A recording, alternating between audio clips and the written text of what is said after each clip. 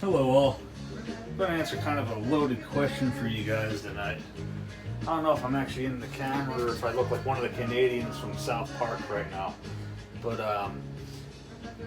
it's actually a very loaded question. Someone asked me what got me into this. It's not the first time I've been asked that, but kind of feel like I'm in the state of mind and the mood to actually answer that question for once. So, for anybody that gives a fuck, I'm 34 years old now. We're going to rewind the clock back 29 years and go back to 1995. I grew up in Levittown, Pennsylvania, which is about 20 minutes, I'd say 20 miles, 18 to 20 miles outside of Philadelphia, the suburb of Philadelphia. Grew up in listening range. Well, I still am in listening range at WMMR, but I grew up listening to 93.3 WMMR, 98.1 WOGL. Shit. We had a station out of Trenton, New Jersey. It was called 94.5 The Hawk, WTHK. Then it went to 97.5 The Hawk. Then they took it away for good in favor of smooth jazz. But I'm getting off topic here. So I grew up around rock and roll radio. Because that's basically what I had to listen to. That, and my dad always had cassette tapes. Some of the cassette tapes he would put on frequently would be the Rolling Stones Hot Rocks. He had Rolling Stones Tattoo You. He's a big Rolling Stones fan. Remember we had Herman's Hermits, Elton John's Greatest Hits. My mom had CDs, but all she had was a boombox, like one of those AM/FM cassette CD players, and my dad had the Fisher stereo system. Now I still have the Fisher STV 752 speakers and the CRW 911 cassette deck, which is very sentimental to me because that's what I grew up listening to music on. His original RS 911 receiver died in like 1997, and he replaced it with a Sony STR DE305, I think it was. And so I grew up with cassettes, my dad's cassettes, and then we eventually got a component CD player to hook up. It was a Magnavox Carousel. So then my mom busted her CDs out. I was getting into Metallica, Information Society, a lot of other like 80s new wave, 80s metal and stuff like that. My mom was a pretty badass back in the day as far as music goes. Now she listens mostly classical and Christian music, which that's cool, whatever. My dad still listens to a lot of classic rock. So I would always make mixtapes off the radio and stuff like that to listen to. But I don't know, I forget exactly what happened. For some reason,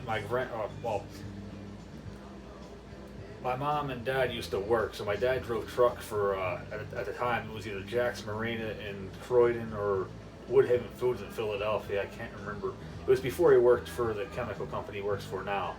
My mom worked for a company called Tryon Trucking. I don't even know if that company's still fucking there or not. She was allowed to bring me to work, but sometimes, most times, just to make it easier for her, she would just leave me at home with my grandma.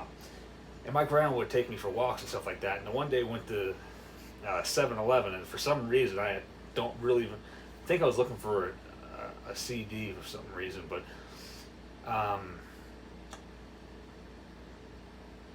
the cashier told me, there's a Positively Records up at the next strip mall on Warner Avenue, which is literally, I can look out the 7-Eleven window, which is unfortunately closed now, but I could look out the 7-Eleven window and see the strip mall that had Positively Records in it. And we went there. And that is where this all started. A lot of these CDs came from Positively Records. A dead giveaway, not all of them, but a dead giveaway is a lot of the CDs that came from Positively Records have these red marks through them. And I am a very nostalgic man, so I'd be willing to bet you that if let's take this Beatles anthology this got for shits and giggles, this guy right here, I bet you I had the date in here somewhere. Yep, here it is. Beatles Anthology. So I bought this on February 11th, 2011 at Positively Records. So I always put these, back in. Let's grab another one. I know, for example, I know for a fact I still have the exact receipt still in it. I bought this when I was a junior in high school. Now, I had already moved back to Pennsylvania from Florida at that point. If anybody's confused or anybody really cares, I lived in Levittown until 2000. Moved to the Roxborough section of Philadelphia with my mom when she met my stepdad. Lived there for 4 years. Moved down to Florida for 2004 to 2005, just in time for Hurricane Gene and Hurricane Francis to hit. Then we came back to PA, but didn't want to deal with the bullshit of the city life. So we ended up in Pottsville, which is where I am now, up in Schuylkill County. That receipt's in here, I know it is. So yeah, I bought the Tool 10,000 Days CD. Brand new, shortly after it came out. 2006, I want to say it was the year. The receipt is buried in here, just as I suspected, but we'll get it. Yep. This is what the Positively Records receipts look like to this day. If you go in there right now, well, not right now because it's 2 o'clock in the morning, but if you go in there tomorrow, this is the exact receipt you're going to get. They never change. And I started going there in 1995. So I bought this CD on November 25th, 2006. Yeah, to this day, this is the exact receipt you're going to get if you go to the Positively Records in Levittown.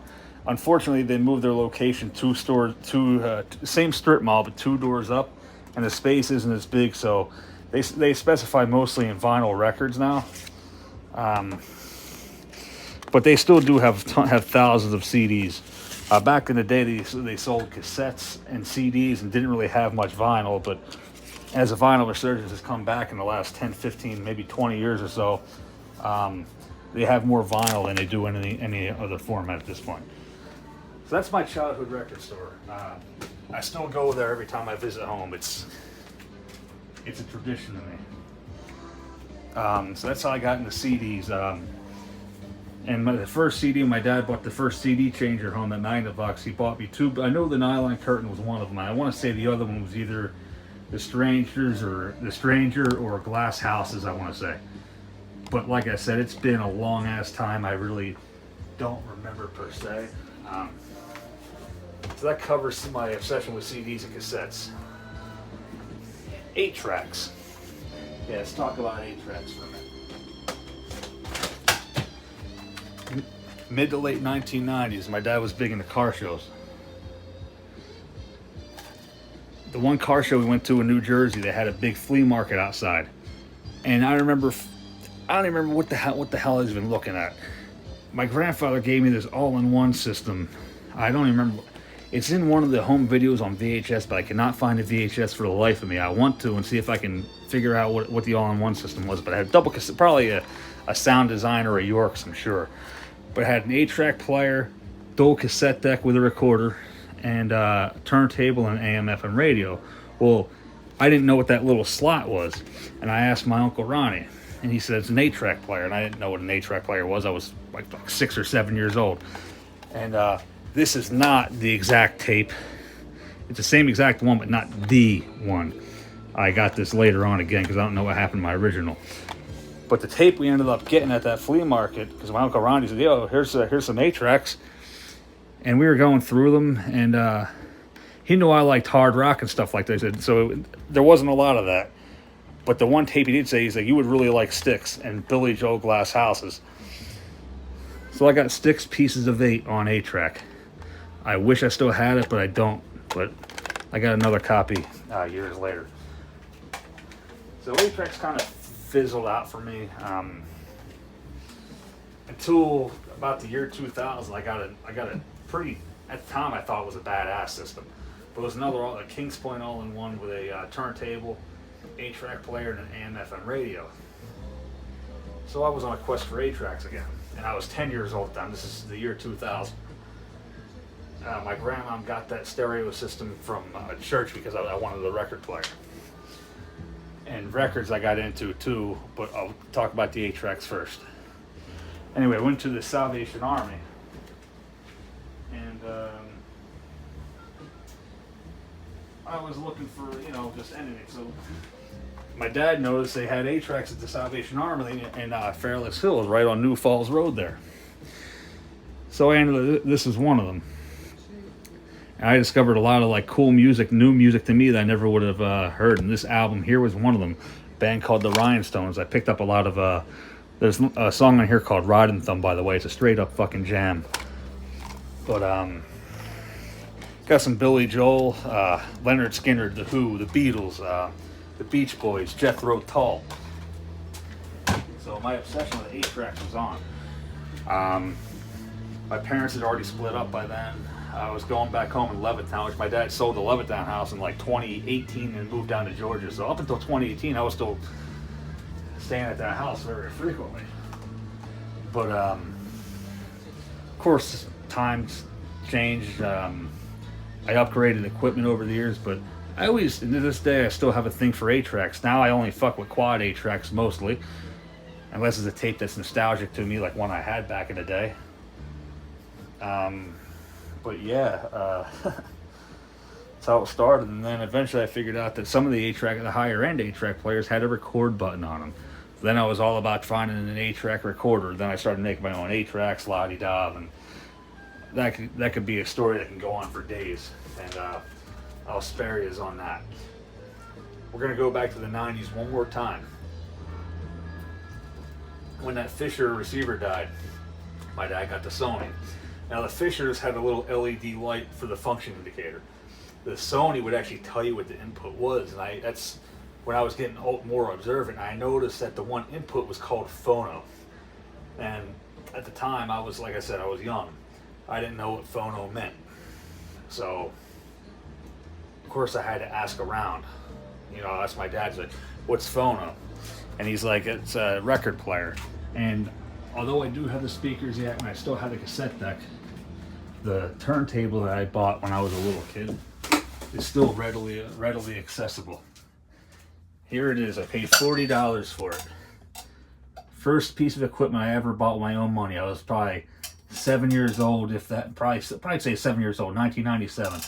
I bought it at Forever Records when it was still in the Levittown Shopping Center. Now, years later, Forever Records would move over to, ironically enough, the shopping center right next to the Salvation Army, which is where I got the 8-tracks in. But I bought that because my dad bought a win for $1,000 a week for life scratch-off ticket at the 7-Eleven. We scratched it off, and it was a $40 winner.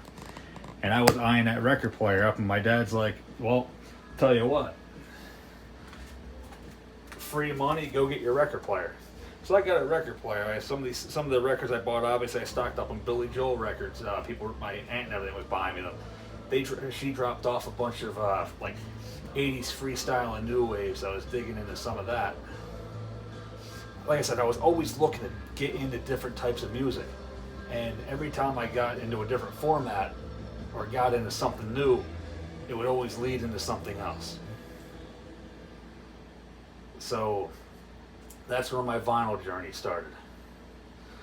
So nothing really changed for years after that. I was still buying CDs, I was still buying cassettes, I was still buying vinyl records, and I was still buying 8-tracks. The year 2010 comes around. I'm 20 years old. I'm living in Schuylkill County, which is the same place I live now. I was at the Renningers after I graduated high school. I decided one Sunday morning I was going to go out to the Renningers Farmers Market, which I had never been to. I was already living here for 5 years at that point and drove by the place almost every day because it was right by the Blue Mountain High School, which is where I graduated from. So the one day I went to this, I can't show you my Sansui QRX 6500 right now because it's out for a recap. I don't have it in my possession right now. But I saw one of those there. The one guy had one. He wanted $300 for it. I'm like, man. I'm like, but at the time, I'm like, this thing is absolutely beautiful and I want one. So I go on eBay and I buy a Sansui QRX 6500. Then I realize a quadraphonic is surround sound for music, which, as you can see, that's what I'm rocking now. Quad. And upstairs, you guys know I had the Marantz 4300 upstairs with JBL L100 Classics and L52 Classics in the back.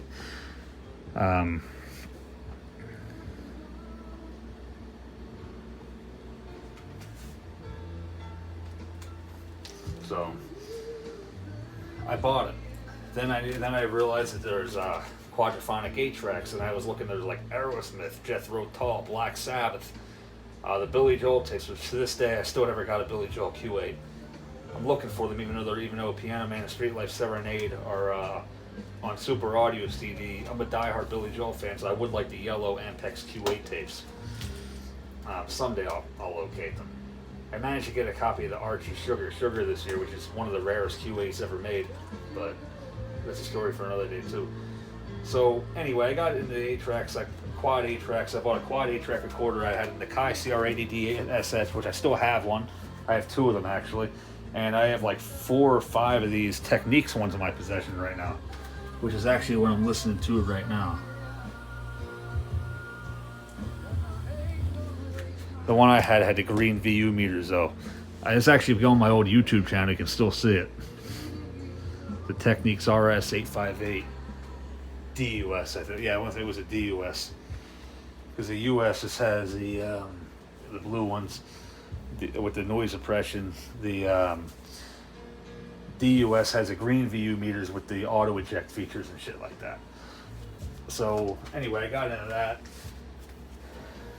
I was in my early 20s, didn't really make a lot of money at that point, and I ended up selling all my 8-track tapes. But I ended up keeping the receiver, and I ended up keeping this Akai reel-to-reel, which I still bust out periodically every now and again, but not typically. I sold my Akai and my Technics 8-track decks that I had, but of course, as time went on, when I got back into it, I rebought them. So, yeah. So now we're fast forwarding to November. Actually, we'll go to September. It was September 16th because September 15th, which was a year ago today, I found out I was having my, I didn't know she was going to be my daughter yet, but I found out that, my wife, me and my wife were having a baby. And the day after that, I went to the I went to the air conditioner meet up in New Jersey, but it actually turned out to be more of an audiophile meet. And the record that was played was the 1812 Overture. So I'm like, oh, this sounds really awesome. And for shits and giggles, I already had the Marantz 4300, but I was running it as a powerful 2-channel setup. And by happenstance, I ended up getting another Akai CR80D SS, and I ended up fixing it up with the IC chips. I did a video on it. If you guys are interested, you can go back and watch the video on that. So I ended up getting this tape.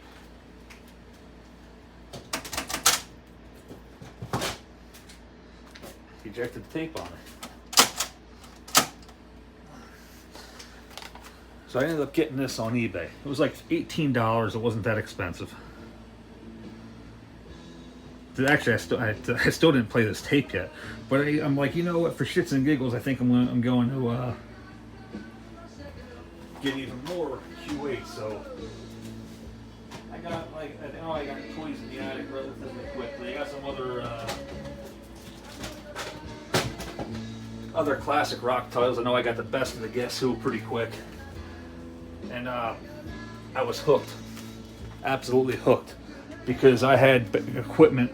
The best stereo equipment that I ever had in my life right now, and like I said, starting last year. This I just got recently,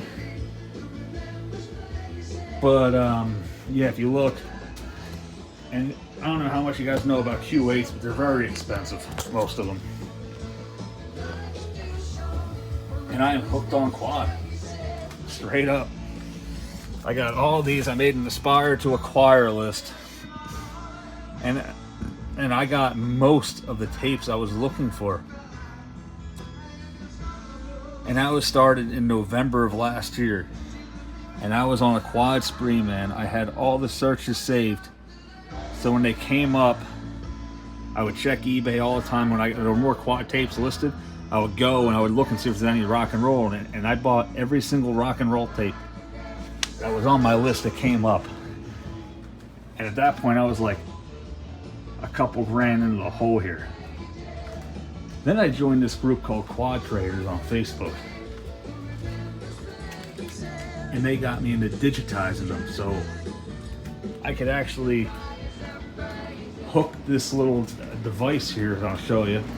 It's a Tascam DR70. 70D, I think, actually, to be technical. Yep, DR70D. And with the help of the guys, I realized I could record the 8-track tapes onto this 4-channel digital recorder. Load those files into Audacity, clean the recordings up, get the tape hissed out, give a treble and bass response, you know, add treble and bass as needed, clean the tape hiss up, do all kinds of shit to it to make it sound good. And I have, like, some of these 8-track tapes came out okay. Most of them came out like good, at least good. But some of them came out fantastic. So much so that if you told me it was a CD and blindfolded me, I'd believe you. I can clean them up that good. And I have a whole bunch of lists. If you guys want, drop a line. I'll send you some of the WeTransfer links that I have, because most of them are still active yet. And you can play these files on the Oppo or any of the Blu-ray players that support multi-channel FLAC capability. So I can play my 8-tracks via a FLAC file through my vintage or any vintage quadraphonic system, and it'll look just like that. You'll be listening to this 8-track, and this is one of the ones I did, Stephen Still's self-titled album, his debut solo record. And it'll, like I said, that 8-track sounds pretty good. It's a very good sounding tape. After I cleaned the tape hiss up and boosted the treble and bass a little bit to give it like just a little more oomph to the sound, it sounds incredible. And then I started to realize that some of the guys are making their own fucking... Yeah, my phone died right in the middle of shooting the video. So as I was saying, so then I realized that people are making new quad mixes by using this program called DMix Pro. And basically it takes any song and separates the different parts out. So you'll have like the electric guitars on the stem, drums on the stem, bass on the stem. It does have limitations. Like I said, you can't separate the acoustic guitar, can't separate rhythm and lead. Certain types of horns you can't set up to split up yet, but the technology's young, we're getting there. So then of course we got even more involved. Now this is just some of my Super Audio CDs and Blu-rays. These are the ones I didn't get to recording on the FLAC files yet. That's very important. You definitely want to do that to back them up. I'm trying to find my best of bread, but here's all my Dutton Vocalions. There's some Dutton Vocalions in there too. Most of these are all 1970s quad mixes that were available on Q8 and vinyl records, or sometimes Q4s. A lot of them are really expensive. I'm actually looking for my best of bread. That's my Audio Fidelity one that I'm missing right now. It's probably out in the truck. I gotta go check. Doobie Brothers Quadio. I have Chicago's Quadio. That's a pricey one. Box set. Jethro Tull Aqualung. That has the original quad mix. I still gotta get War Child and 2 Ode to Rock and Roll and Minstrel in the Gallery had quad mixes too, but they were never released, but they are on the box set. Some of my vinyl records. I've had some of these since the late 90s, early 2000s. Like I said, some of these I've had since the 90s. I have way more 8-tracks and cassettes than what I have shown here too, but a lot of those are in those, I have totes full of them. They're waterproof, of course, but I know my cassettes. These, my Santana Super Audio CDs from CD Japan. More CDs I got recently some of them that I gotta put away. Some of these have to be put away since I was listening to them and didn't put them back yet. Straubs, Bread, Boston, everybody knows that one. Escape. I have some nice movies, Blu-rays, all kinds of nifty stuff here. But that's what we got here. My dad My stepdad was always stepdad especially was really big into rock and roll. He still listens to it sometimes, but like I said, him and my mom are mostly into like Christian music nowadays, which that's cool. Whatever floats their boat. I'm not ready to give up my rock and roll yet, probably ever. But yeah, so it's always been a part of my life. Rock and roll has always been a part of my life. I'm a very nostalgic guy, so even when I'm picking my equipment out, I usually have a tendency to flock to stuff that's nostalgic to me or was a part of my life, at one time. So, and all that led up to basically what we're dealing with today. And I've always been upgrading equipment. Like I said, I'm big in nostalgia. I like things the way they used to be. That's why I like. I mean, I listen to some new music. Like for example, one of the best songs I've heard in a long. I really like the band Shinedown a lot. One thing that really caught my attention recently is it's actually Papa Roach, who I actually used to like them a lot back when I was younger. Like Last Resort, the Infest album. But yeah, I noticed this here. I gotta give them credit for that. They're big into physical media. I can see they actually have a special jewel case with their name inked onto the plastic. I haven't seen anything like that in a long time. That was really common back in like the 90s and early 2000s, but most bands don't care enough to do that, so you gotta give them props for that. That was pretty cool.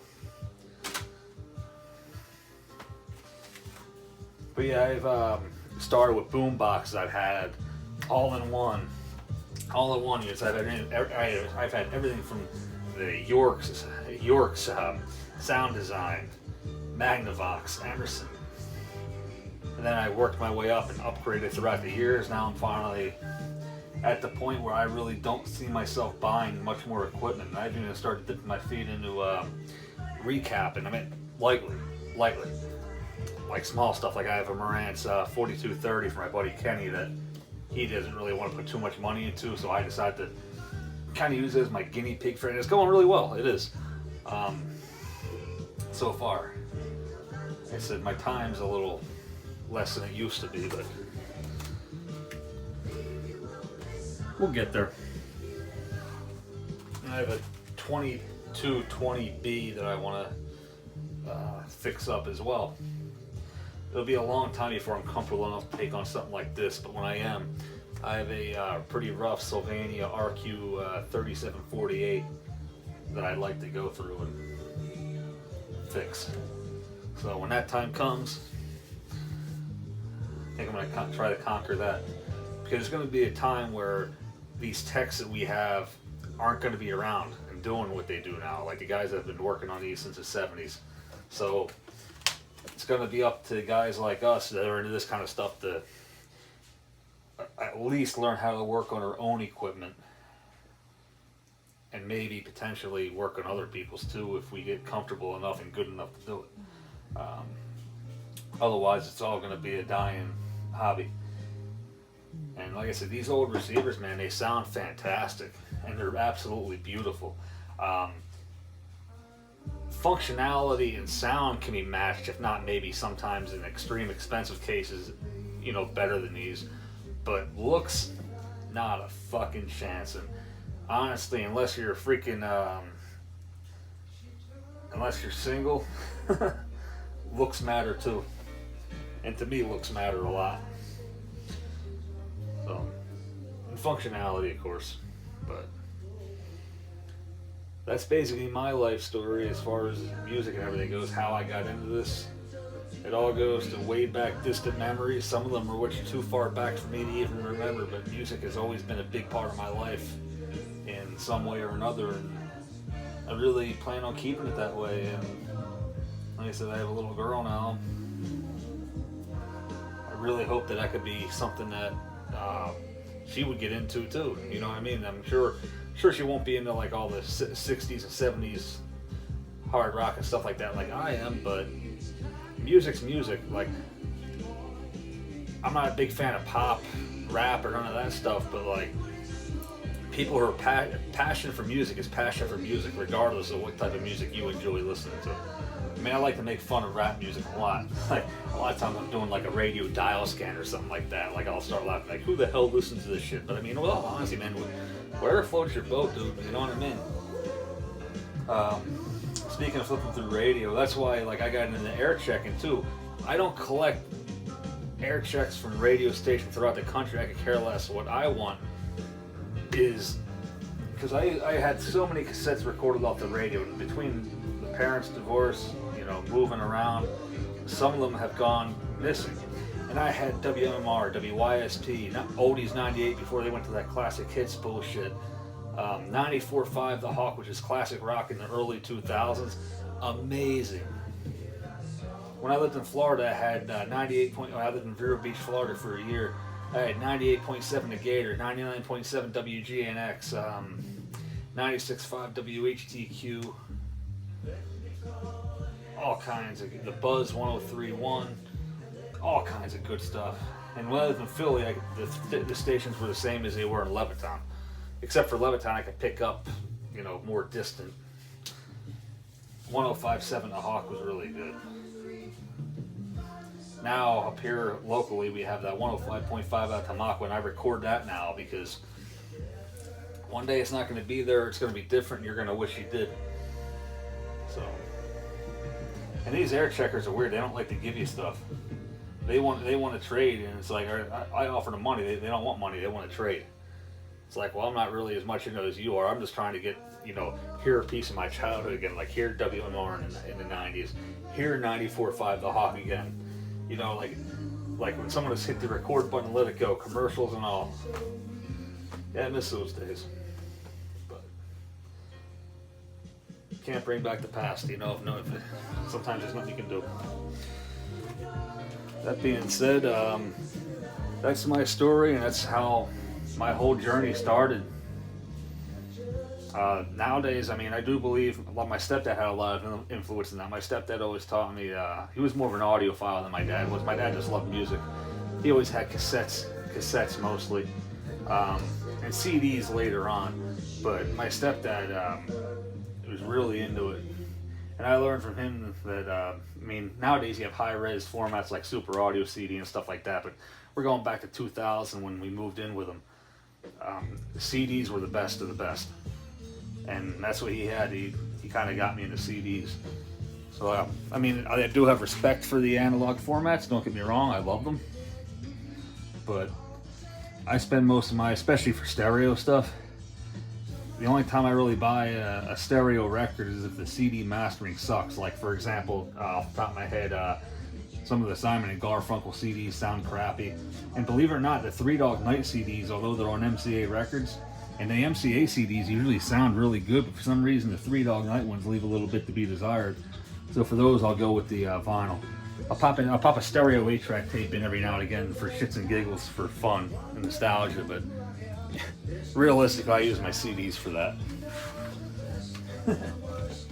Once a kid, people were always these the green Jethro Tull tapes. Oh man, like I said, they go back to Collegeville at the Powerhouse Flea Market and all that. I said Positively Records started though. Now I visit music stores all over this part of the country. It's funny how early memories like that can have a lasting effect on you and basically follow you through your whole entire life. So that's my story. That's how I tell it. If you have any questions, I'm always willing to talk music and talk, about stuff like that. There's not many people that are into that no more, and I really do believe that physical media is where it's at too. As like I said, I'm a collector, obviously, as you can tell. But yeah. Anyway, guys, I think that pretty much sums it up. Went through all my all the formats I've collected over the years, the newer stuff, the quad stuff. I don't think I left anything out, but if I did, I'm sure I can touch up on it at a later time. That being said, folks, peace out. Lock on. Right at the splice too. How do you like that? I couldn't have timed that out like that again if I freaking tried. Look at that. Right at the splice. I could not have timed that out like that again if I tried. Anyway, that being said, rockers, I will catch you next time. Peace out, rock on. And sorry I had to split the video like that, but my camera died in the middle of it. You know, what are you going to do? Catch us next time.